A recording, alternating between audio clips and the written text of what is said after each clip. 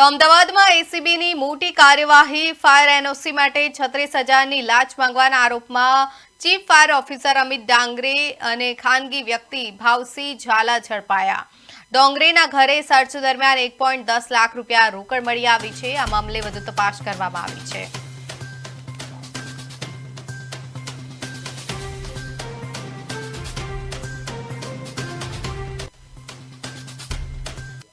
हाँ, ये बन्ने जग्याए के जे आ डोंगरे छे एमना त्यां अने झालाना त्यां अमारी टीमों द्वारा त्यां एमनुं त्यां रेड करी अने डोंगरेना घरेथी कुल 1,10,000 रोकड़ अमने मळेल छे अने जे आ प्रजाजन जे झाला एना त्यांथी कोई रोकड़ मळेल नथी पण एना घरनी ने बधी सर्च यादीना आधारे जे आगळनी तपास छे एमां बैंक लॉकरनी तपास छे ए आगळनी तपास अमारा नायब नियामक अमदावाद शहेરના मार्गदर्शन हेठळ मेवाड़ा साहेबના मार्गदर्शन हेठळ एमना पीआई वाड़ा साहेब करी रह्या छे।